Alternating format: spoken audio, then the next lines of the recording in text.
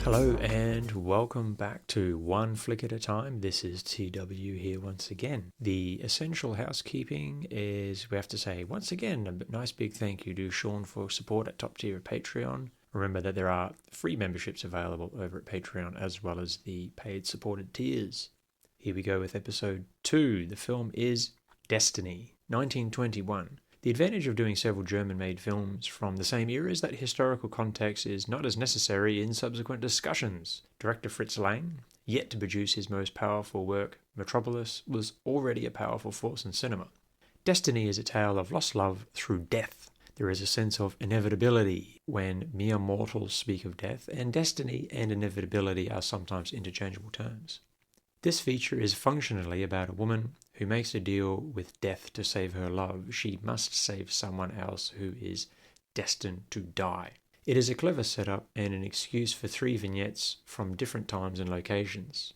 Lil Dagover plays the doomed woman who travels to the Middle East, Venice, and ancient China. Each time the task to save someone becomes increasingly complex as lovers' lives end in tragedy despite her best efforts. The film is clearly a meditation on death. Lang had only recently lost his mother, and the idea of being taken, while reportedly from his childhood, is ultimately a very human fear. The film is full of interesting pieces. An opening crawl, much in the style of later works, most notably Star Wars, was unconventional at the time. It even uses a long time ago, etc. language. Sometime, someplace, a long time ago, it reads. The opening of a couple picking up a stranger in the carriage evokes the start of Dracula, 1931, preemptively, of course. If those who created Dracula did not first see this film and Nosferatu from 1922, then the world would no longer make any sense at all.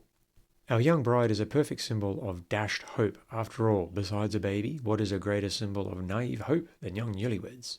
Other symbols like the moon are evoked, much like lycanthrope-based tales that Universal would exploit with vigour in the following decades. The house purchased by death, much as Dracula does in the hometown of our protagonist, is kept safe by a giant wall. Walls as metaphors obviously show division, separation. It is all textbook stuff, but beautifully shot. The composition and set design, while conventional for the time, is striking. Techniques such as mini-montage as transition were very new and well executed also. Actors in yellow and blackface were common at the time, but obviously don't age well. What is noticeable is an early case of nudity, brief as it is. The actors had a challenge, many of them playing multiple parts across various time periods, and most perform well. Some partake in the usual theatrical hand-waving excess of their time and attempts at comedy that were no doubt effective. What does stand out are the impressive uses of visual effects.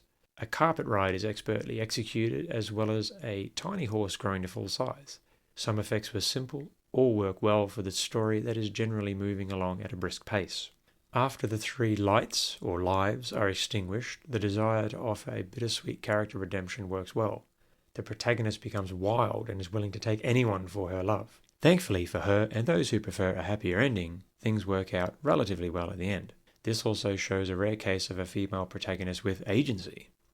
While not full of horror elements, the imagery of death helps the film qualify. It is also part adventure and romance, and all in all, a pretty good romp.